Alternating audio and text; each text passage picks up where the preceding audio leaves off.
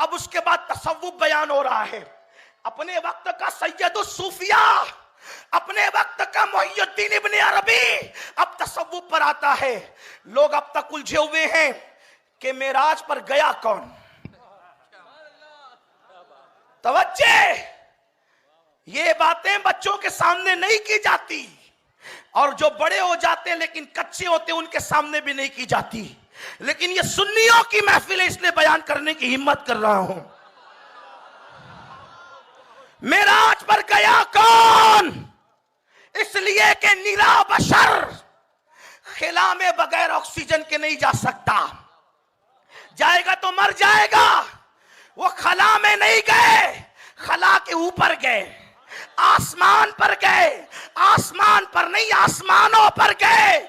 बशर जा नहीं सकता और गया तो आ नहीं सकता।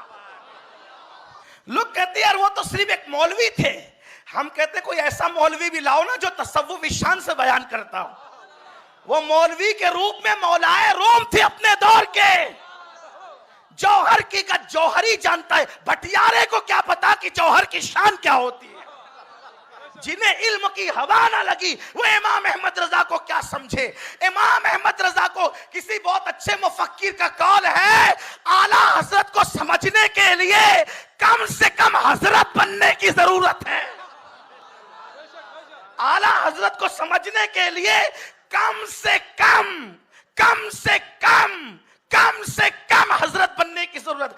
जो हजरत ना हो बेचारे वो आला हजरत को क्या समझ पाएंगे। ये इमाम अहमद रजा है। अल्लाह अकबर, झगड़ा है, मुनाजरे है। मेराज पे गया कौन? कुछ लोगों तो इंकार ही कर बैठे कि कोई नहीं गया। कुछ लोग कहते हैं अक्सा तक मेराज हुई। अक्सा तक भी तो सुम्मा दना फतदल्ला फकाना काबा कौसैन किसके लिए है?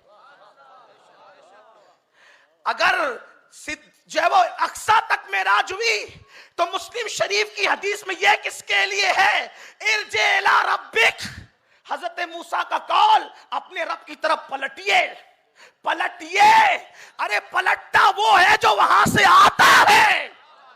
ये नहीं कहा कि अक्सा की तरफ पलटिए, ये नहीं कहा कि जिब्रील की तरफ पलटिए। इरजे इला रब्बिक कहा, अल्लाह की अपने रब की तरफ पलटिए। पता चला अकीदा मूसा भी ये है कि मेराज में वो जिब्रील को देखकर नहीं आ रहे हैं बल्कि जिब्रील के रब को देख करके आ रहे हैं।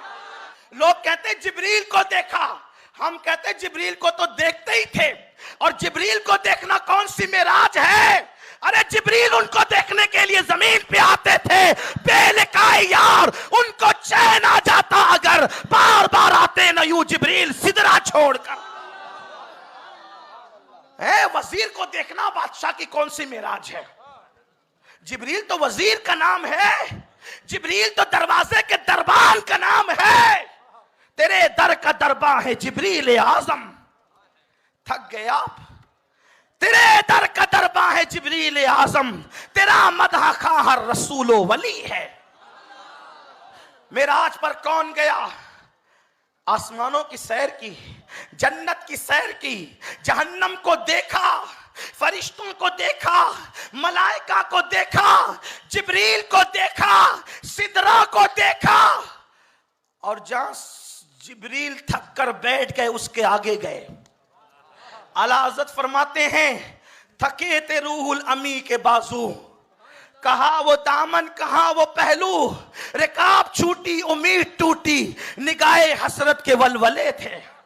जो एक पर मार के जमीन पे आता है मेरे नबी की परवास के साथ उड़ते उड़ते थक जाता है। जहां जिब्रील थकता है वहां आमिना का लाल जाता है। लोग हलीमा की बकरियों के पीछे मेरे नबी को देखकर अपनी तरह बशर कहते हैं। अरे जंगल में हलीमा की बकरियों के पीछे देखकर अपनी तरह कहने वालों, शबे मेराज जिब्रील के आगे आगे भी तो देखो।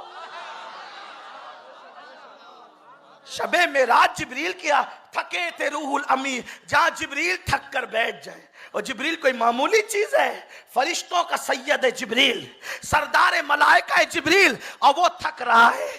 एक पर मार के जमीन पे आने वाला कितना उड़ा होगा। थक कर बैठ गए। निगाह हसरत से देखने लगे, थके तेरू। ये आला हज़रत बयान कर रहे हैं। लोग कहते हैं इमाम अहमद रजा ने क्या दिया, हम कहते हैं इश्क भरा अकीदा दिया।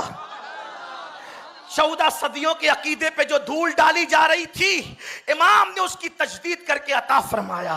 थके थे रूहुल अमी के बासु, कहाँ वो दामन कहाँ वो पहलू, रिकाब छूटी उम्मीद टूटी, निगाहे हसरत के वलवले थे। हुजूर आगे बढ़े। अब बताओ, जहाँ जिब्रील थक के बैठता है उसके आगे आमिना का लाल जाता है, तो आमिना के लाल को खुदा नहीं कहते, लेकिन खुदा से जुदा नहीं कहते।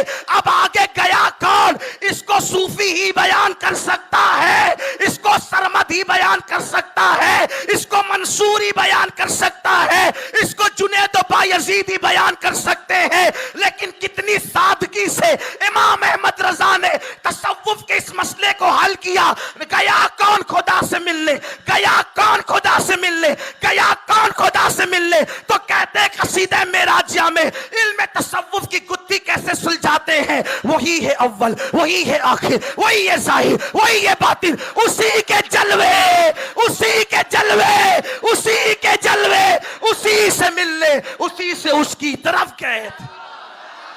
अब पता चला कौन गया,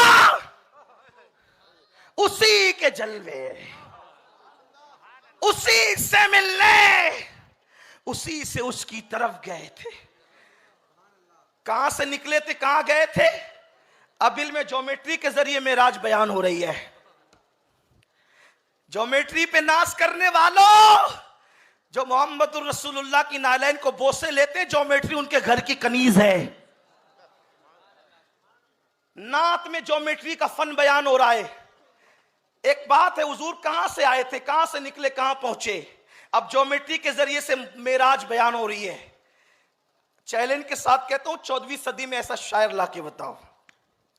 उनका इल्म फिक, इल्म हदीस तो अपनी जगह है, शायरी में कोई उनका हमपल्ला नहीं है, कोई शायरी में। और ये इश्क से आता है, ये फन नहीं है, ये इश्क है। और जब इश्क आता है ना, तो इकबाल कहते हैं, दो आलम से करती है बेगाना दिल को, अजब चीज है लज्जत आशनाई। अब ज्योमेट्री के जरिए से बयान हो रहा है। ज्योमेट्री वाले थोड़ा सा कान खोलें और पता चले अपने दुनियावी उलूम पे नाश करने वालों, जो मेरे नबी का गुलाम होता है उसको सिनोरी जालियों से इल्म मिलता है। नबी आए कहां से, गए किधर? हुजूर के आने जाने को इल्म ज्योमेट्री से बयान किया जा रहा है। कहते हैं, कमाल इम्का के झूठे नुक्तों, तुम अव्वल आखिर के फेर में हो। कमाल इम्का के झूठे नुक्तों, तुम अव्वल आखिर के फेर में हो। मुहीत की चाल से तो पूछो, किधर से आए किधर गए थे। प्रकार लेते हो ना, प्रकार लेकर के जब आप दायरा बनाते हो ना, उसको मुहीत कहते हैं। दायरा बनाते हो, दायरा बनने के बाद किसी बड़े से पूछो कि वो दायरा शुरू कहां से हुआ और खत्म कहां हुआ। अल्लाह अकबर। मेरे इमाम कहते हैं, कमाल इम्का के झूठे नुक्तों, तुम अव्वल आखिर के फेर में हो। मुहीत की चाल से तो पूछो, किधर से आए किधर गए थे। ये इल्म ज्योमेट्री है उनका, ये उनका इल्म ज्योमेट्री है। ये इमाम अहमद रजा है। अगर और पढ़ता रहूं तो मेराज पर ही बात होती रहे। और कसीदा मेराज 70 से ज्यादा शार पढ़े, एक एक शेर पढ़े तो खत्म ना हो। शायद मुझे याद आता है कि मैंने किसी मौके पर मालेगांव में पूरे कसीदे मेराजिया को पढ़कर उसकी तशरीह करने की कोशिश की है। अगर वो आपको मिल जाए यूट्यूब पर तो आप उसको देख सकते हैं। आपको पता चलेगा कि इमाम क्या है। ये है इमाम की शायरी।